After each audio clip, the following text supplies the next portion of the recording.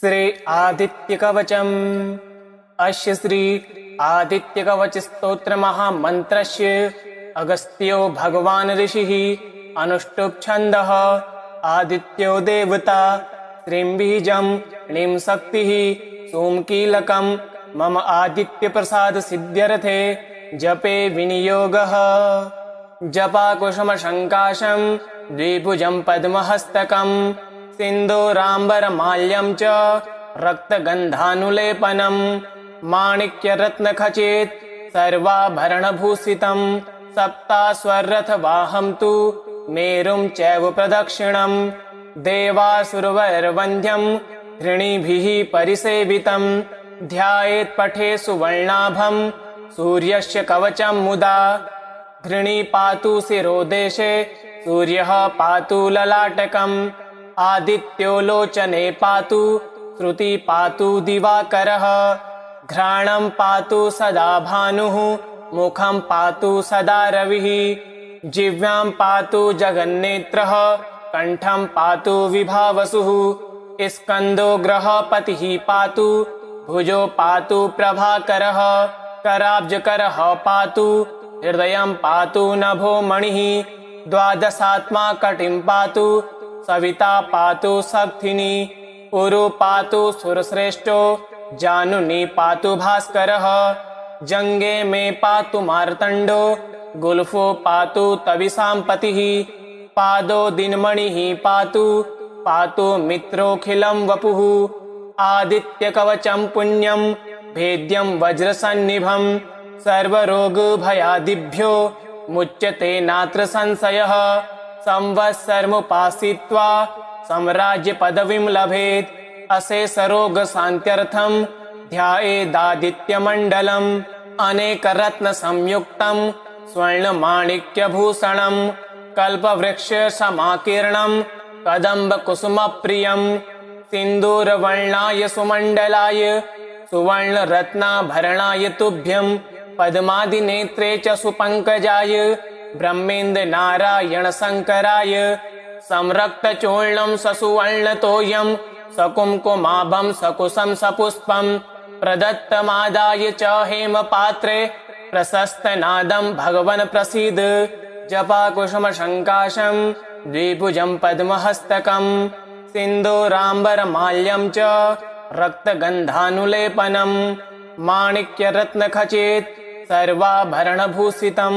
सप्ताश्वरथवाहं तु मेरुं चैव प्रदक्षिणं देवासुरवैर्वन्द्यं धृणिभिः परिसेवितं ध्यायेत् पठे सुवर्णाभं सूर्यस्य कवचं मुदा। धृणी पातु शिरोदेशे सूर्यः पातु ललाटकम् आदित्यो लोचने पातु श्रुति पातु दिवाकरः घ्राणं पातु सदा भानुः मुखं पातु सदा रविः जिह्वां पातु जगन्नेत्रः कण्ठं पातु विभावसुः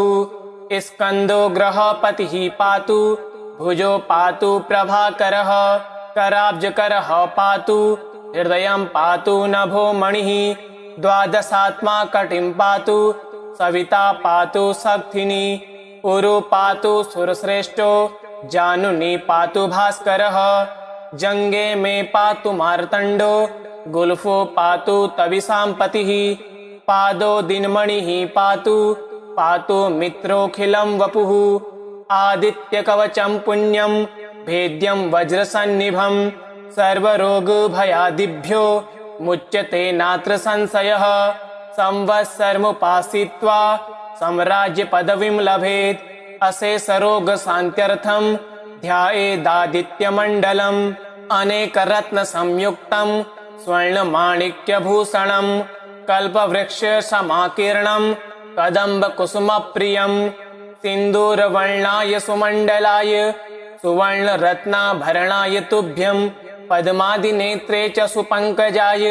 ब्रह्मेन्द्र शङ्कराय संरक्तचूर्णं ससुवर्णतोयं सकुङ्कुमाभं सकुशं सपुष्पं प्रदत्तमादाय च हेमपात्रे प्रशस्तनादं भगवन् प्रसीद। जपाकुसुमशङ्काशं द्विभुजं पद्महस्तकं सिन्दूराम्बरमाल्यं च रक्तगन्धानुलेपनं माणिक्यरत्नखचित सर्वाभरणभूषितं सप्ताश्वरथवाहं तु मेरुं चैव प्रदक्षिणं देवासुरवैर्वन्द्यं धृणिभिः परिसेवितं ध्यायेत् पठे सुवर्णाभं सूर्यस्य कवचं मुदा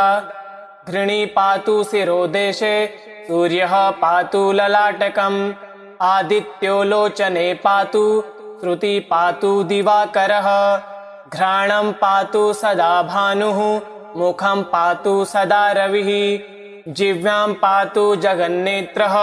कण्ठं पातु विभावसुः स्कन्दो ग्रहपतिः पातु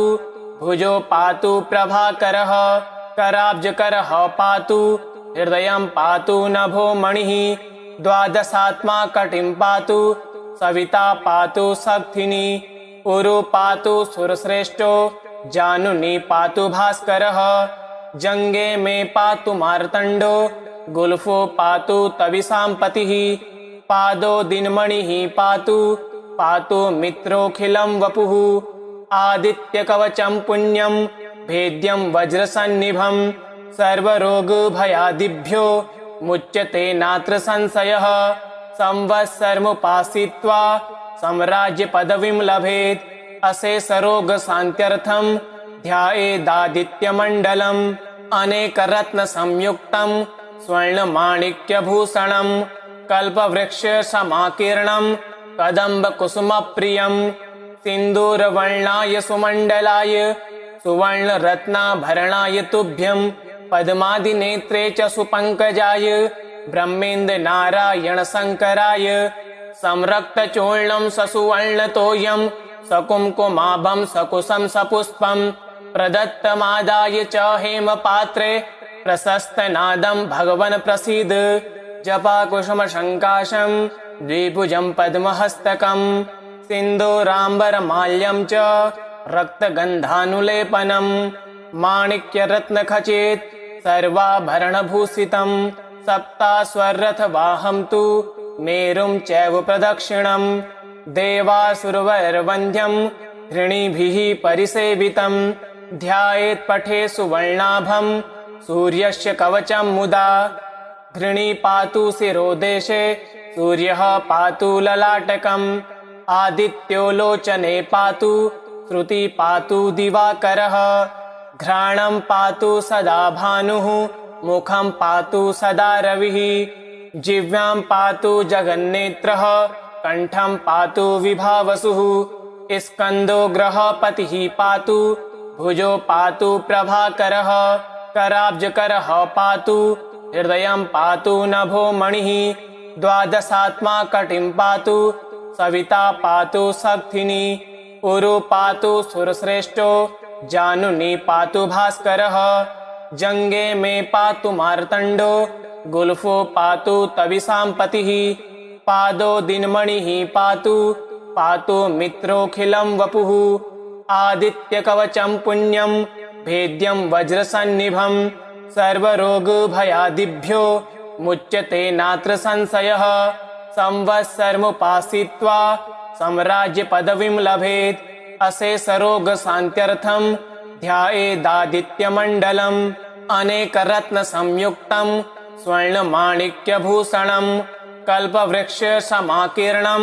कदम्बकुसुमप्रियं सिन्दूरवर्णाय सुमण्डलाय सुवर्णरत्नाभरणाय तुभ्यं पद्मादिनेत्रे च सुपङ्कजाय ब्रह्मेन्द्रनारायणशङ्कराय संरक्तचूर्णं ससुवर्णतोयं सकुङ्कुमाभं सकुशं सपुष्पं प्रदत्तमादाय च हेमपात्रे प्रशस्तनादं भगवन् प्रसीद जपाकुसुमशङ्काशं द्विभुजं पद्महस्तकं सिन्दूराम्बरमाल्यं च रक्तगन्धानुलेपनं माणिक्यरत्नखचित सर्वाभरणभूषितं सप्ताश्वरथवाहं तु मेरुं चैव प्रदक्षिणं देवासुरवैर्वन्द्यं धृणिभिः परिसेवितं ध्यायेत् पठे सुवर्णाभं सूर्यस्य कवचं मुदा धृणी पातु शिरोदेशे सूर्यः पातु ललाटकम् आदित्यो लोचने पातु श्रुति पातु दिवाकरः घ्राणं पातु सदा भानुः मुखं पातु सदा रविः जिह्वां पातु जगन्नेत्रः कंठं पातु विभावसुः स्कंदो ग्रहपतिः पातु भुजो पातु प्रभाकरः कराब्जकरः पातु हृदयं पातु नभो मणिः द्वादशात्मा कटिं पातु सविता पातु शक्तिनी उरु पातु सुरश्रेष्ठो जानुनी पातु भास्करः जंगे में पातु मार्तंडो गुल्फो पातु तविसां पतिः पादो दिनमणिः पातु पातु मित्रोऽखिलं वपुः आदित्यकवचं पुण्यं भेद्यं वज्रसन्निभं सर्वरोगभयादिभ्यो मुच्यते नात्र संशयः संवत्सरमुपासीत्वा साम्राज्यपदवीं लभेत् अशेषरोगशान्त्यर्थं ध्यायेदादित्यमण्डलम् अनेकरत्नसंयुक्तं स्वर्णमाणिक्यभूषणं कल्पवृक्षसमाकीर्णं कदम्बकुसुमप्रियं सिन्दूरवर्णाय सुमण्डलाय सुवर्णरत्नाभरणाय तुभ्यं पद्मादिनेत्रे च सुपङ्कजाय ब्रह्मेन्द्रनारायणशङ्कराय संरक्तचूर्णं ससुवर्णतोयं सकुङ्कुमाभं सकुशं सपुष्पं प्रदत्तमादाय च हेमपात्रे प्रशस्तनादं भगवन् प्रसीद जपाकुसुमशङ्काशं द्विभुजं पद्महस्तकं सिन्दूराम्बरमाल्यं च रक्तगन्धानुलेपनं माणिक्यरत्नखचित सर्वाभरणभूषितं सप्ताश्वरथवाहं तु मेरुं चैव प्रदक्षिणं देवासुरवैर्वन्द्यं ऋणिभिः परिसेवितं ध्यायेत् पठे सुवर्णाभं सूर्यस्य कवचं मुदा घृणी पातु शिरोदेशे सूर्यः पातु ललाटकम् आदित्यो लोचने पातु श्रुति पातु दिवाकरः घ्राणं पातु सदा भानुः मुखं पातु सदा रविः जिह्वां पातु जगन्नेत्रः कंठं पातु विभावसुः स्कंदो ग्रहपतिः पातु भुजो पातु प्रभाकरः कराब्जकरः पातु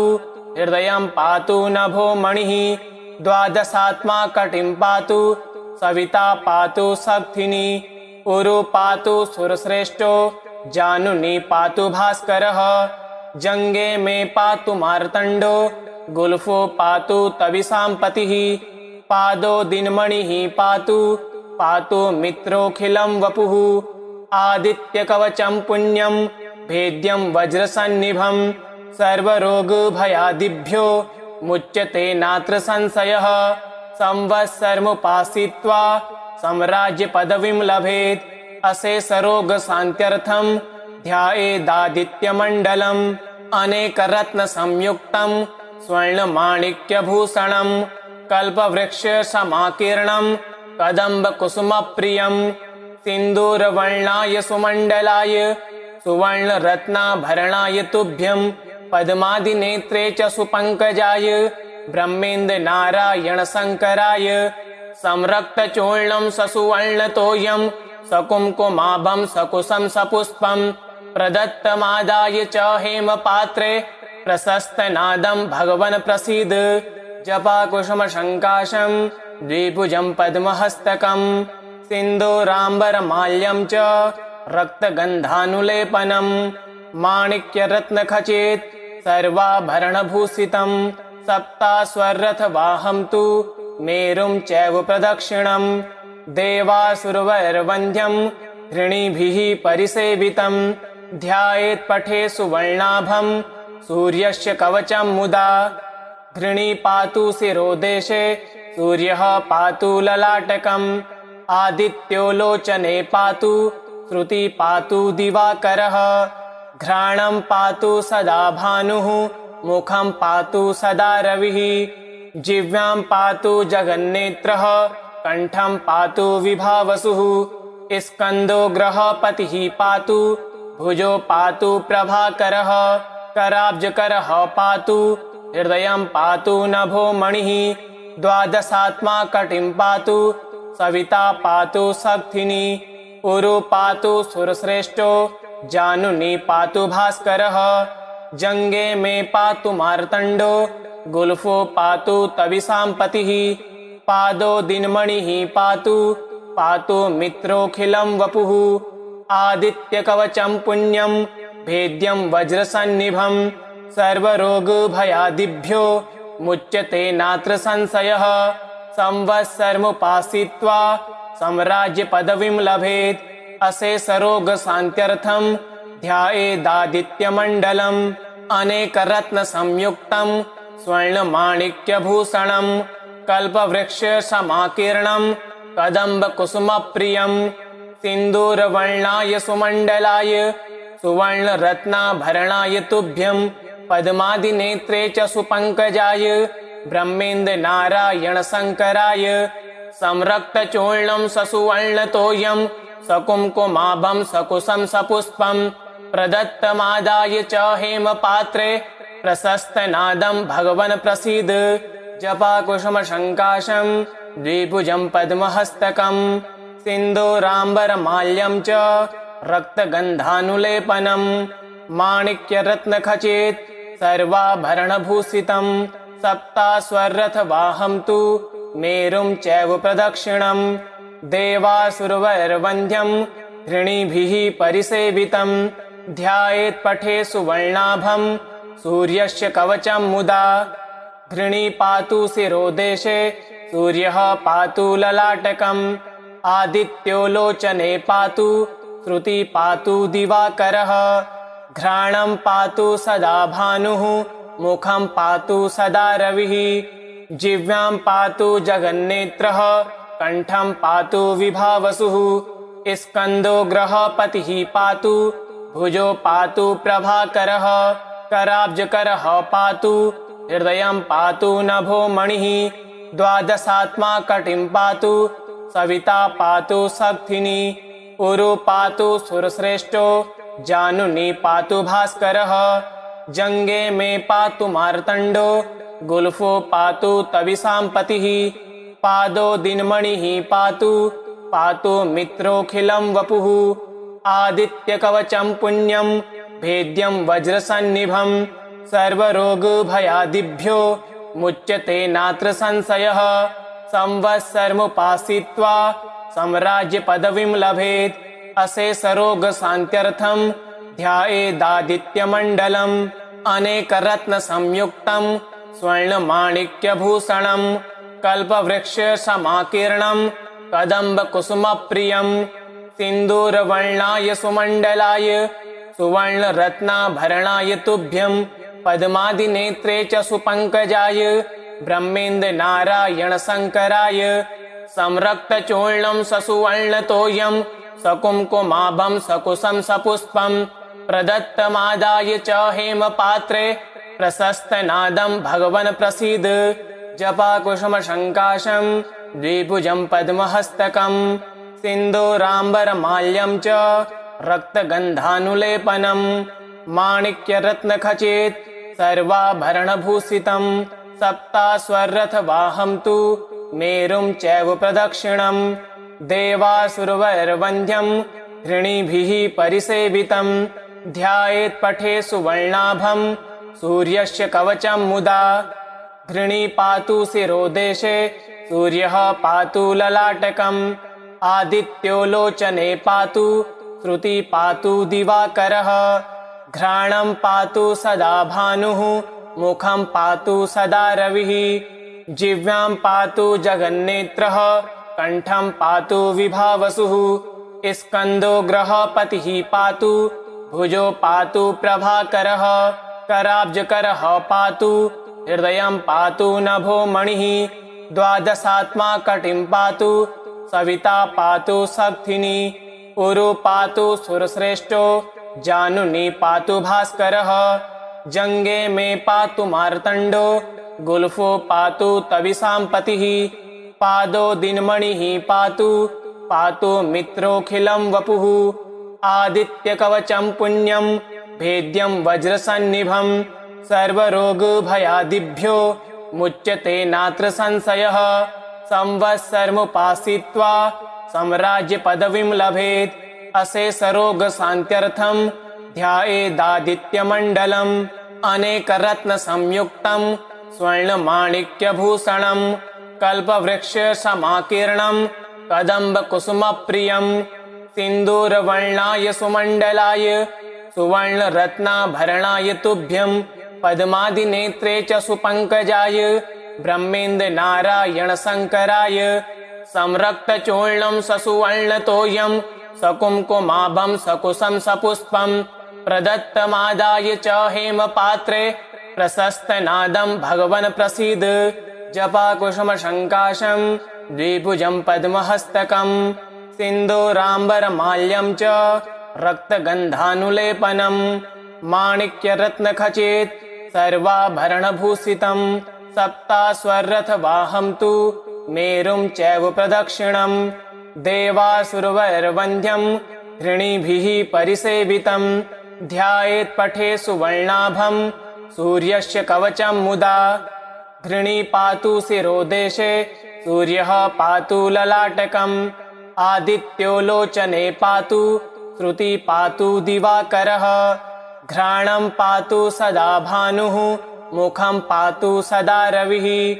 जिह्वां पातु जगन्नेत्रः कण्ठं पातु विभावसुः स्कन्दो ग्रहपतिः पातु भुजो पातु प्रभाकरः कराब्जकरः पातु हृदयं पातु नभो मणिः द्वादशात्मा कटिं पातु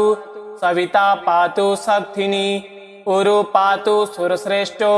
जानुनी पातु भास्करः जङ्गे मे पातु मार्तण्डो गुल्फो पातु तविषां पतिः पादो दिनमणिः पातु पातु मित्रोऽखिलं वपुः आदित्यकवचं पुण्यं भेद्यं वज्रसन्निभं सर्वरोगभयादिभ्यो मुच्यते नात्र संशयः संवत्सरमुपासीत्वा साम्राज्यपदवीं लभेत् अशेषरोगशान्त्यर्थं ध्यायेदादित्यमण्डलम् अनेकरत्नसंयुक्तं स्वर्णमाणिक्यभूषणं कल्पवृक्षसमाकीर्णं कदम्बकुसुमप्रियं सिन्दूरवर्णाय सुमण्डलाय सुवर्णरत्नाभरणाय तुभ्यं पद्मादिनेत्रे च सुपङ्कजाय ब्रह्मेन्द्रनारायण शङ्कराय संरक्तचूर्णं ससुवर्णतोयं सकुङ्कुमाभं सकुशं सपुष्पं प्रदत्तमादाय च हेमपात्रे प्रशस्तनादं भगवन् प्रसीद। जपाकुसुमशङ्काशं द्विभुजं पद्महस्तकं सिन्दूराम्बरमाल्यं च रक्तगन्धानुलेपनं माणिक्यरत्नखचित सर्वाभरणभूषितं सप्तास्वरथवाहं तु मेरुं चैव प्रदक्षिणं देवासुरवैर्वन्द्यं ऋणिभिः परिसेवितं ध्यायेत् पठे सुवर्णाभं सूर्यस्य कवचं मुदा घृणी पातु शिरोदेशे सूर्यः पातु ललाटकम् आदित्यो लोचने पातु श्रुति पातु दिवाकरः घ्राणं पातु सदा भानुः मुखं पातु सदा रविः जिह्वां पातु जगन्नेत्रः कण्ठं पातु विभावसुः स्कन्दो ग्रहपतिः पातु भुजो पातु प्रभाकरः कराब्जकरः पातु हृदयं पातु नभो मणिः द्वादशात्मा कटिं पातु सविता पातु शक्तिनी उरु पातु सुरश्रेष्ठो जानुनी पातु भास्करः जङ्गे मे पातु मार्तण्डो गुल्फो पातु तविषां पतिः पादो दिनमणिः पातु पातु मित्रोऽखिलं वपुः आदित्यकवचं पुण्यं भेद्यं वज्रसन्निभं सर्वरोगभयादिभ्यो मुच्यते नात्र संशयः संवत्सरमुपासीत्वा साम्राज्यपदवीं लभेत् अशेषरोगशान्त्यर्थं ध्यायेदादित्यमण्डलम् अनेकरत्नसंयुक्तं स्वर्णमाणिक्यभूषणं कल्पवृक्षसमाकीर्णं कदम्बकुसुमप्रियं सिन्दूरवर्णाय सुमण्डलाय सुवर्णरत्नाभरणाय तुभ्यं पद्मादिनेत्रे च सुपङ्कजाय ब्रह्मेन्द्र नारायण शङ्कराय संरक्तचूर्णं ससुवर्णतोयं सकुङ्कुमाभं सकुशं सपुष्पं प्रदत्तमादाय च हेमपात्रे प्रशस्तनादं भगवन् प्रसीद इति श्री आदित्यकवचं श्री सूर्यार्पणमस्तु। ओम श्री भानुवे नमः।